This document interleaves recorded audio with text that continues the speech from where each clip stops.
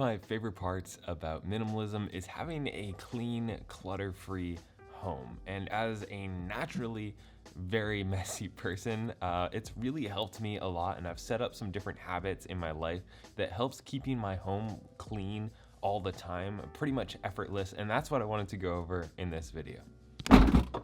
Clean out your fridge before grocery shopping.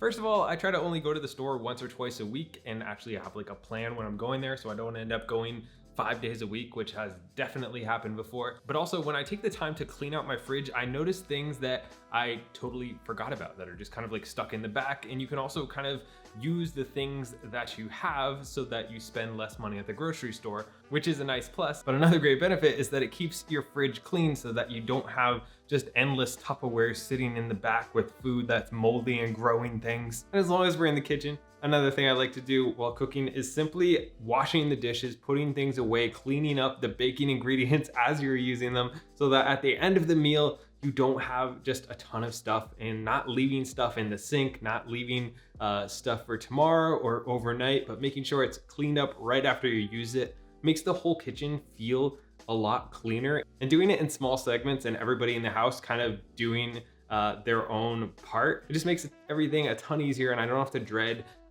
doing stuff at the end of the meal, because sometimes I used to like not even cook because I didn't want to do the dishes afterwards. But now that I just kind of keep up with it and I do little bits at a time as I'm cooking, it makes the whole process a lot more enjoyable, and it keeps my kitchen a lot cleaner. Use the 2-minute rule. Now, I've talked about the 2-minute rule before, but I use this especially in cleaning, where if something's gonna take 2 minutes or less to do, you just do it like immediately, and taking a couple times throughout the day, or even just every other day or whatever it is for you, and like cleaning stuff up so it doesn't get bad. You don't have to take half a Saturday to get everything back in order, or have a ton of stuff at the end of the night. And when I walk into a room and everything's clean where it's supposed to be, it's so much less stressful for me. It really helps me out a lot. Even doing some of the bigger things this way, like cleaning a bathroom or dusting or whatever, instead of doing it all at once on one day, which I kind of don't end up doing because I don't like to do it. Instead, I break it down into doing it in small bursts throughout the week, and that way there's never huge projects that I have to do. If you guys are getting some value out of this so far, don't forget to drop a like and subscribe. Automate your cleaning. If you're like me and you don't overly like cleaning because maybe you were a commercial office cleaner since you were 11 and you're just absolutely sick of vacuuming, then automating your cleaning might be right for you. Now, you can do this a couple different ways. I think if you absolutely hate cleaning, then paying somebody to clean once a month or something like that could be a good investment if that's something that really frustrates you to do. But something that I've done that actually works out great with the sponsor of this video, Dreamy Technology, is to hire a robot, because we live in the future. This is Alfred. He does all the things that I don't want to do.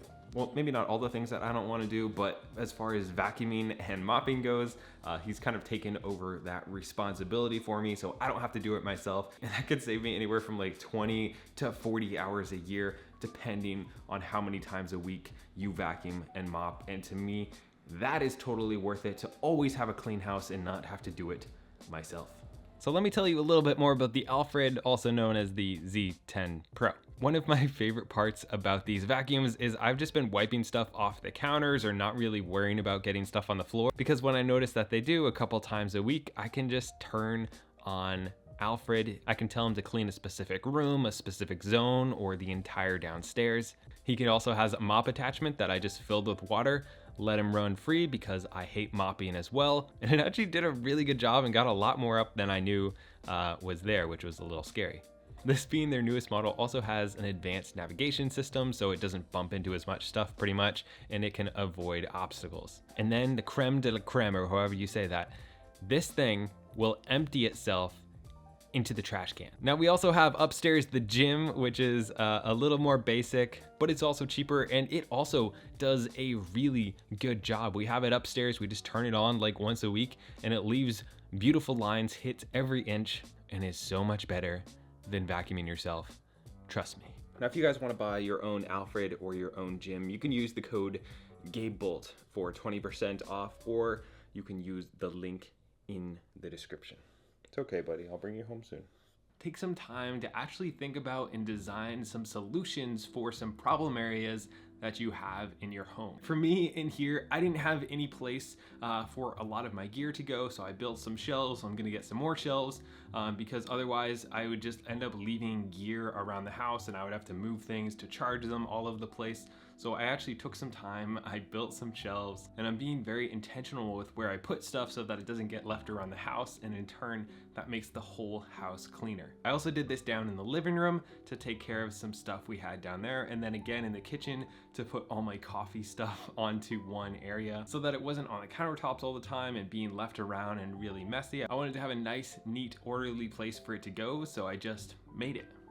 Declutter your house, especially things that are just knickknacks or extra pieces of furniture, anything that makes it harder to clean and also is like kind of visual clutter. If you have shelves and you have a bunch of unnecessary stuff that just sits there, that can be more to dust. You have to move things to dust underneath them. It can look overly cluttered.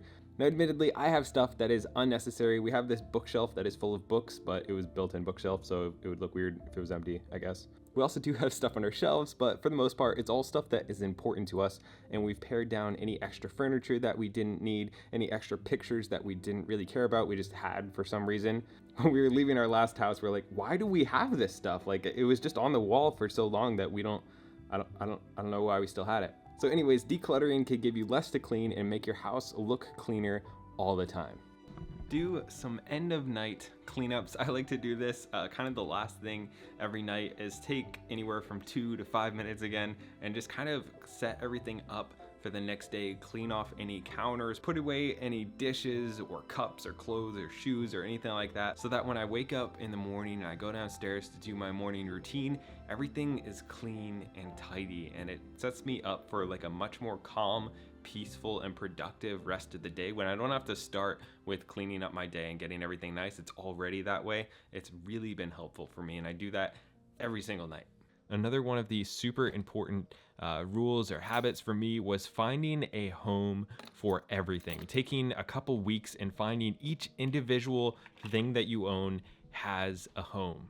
And because everything has a place where it belongs, I end up leaving a lot less stuff around, and in turn, my house is generally cleaner most of the time. This could seem almost overly simple, but actually taking the time to do this has been one of the key turning points from being a messy person to going into a relatively clean, orderly person. Keep flat surfaces clear. Flat surfaces in most people's house tend to collect any type of clutter and dirty dishes and mugs and keys, anything really. So having a rule where you have to keep those clear and at the end of the day there can be nothing on them has been really helpful for me and really helps my whole house feel cleaner when there's not stuff on the kitchen counter or the kitchen table or coffee tables or anything like that. It makes your whole house feel cleaner and less cluttered. Thank you for watching. If you enjoyed this video, don't forget to subscribe. We're on the road to 100K, and each subscriber that I get, I then have another subscriber that makes me closer to 100,000. So yeah, thank you.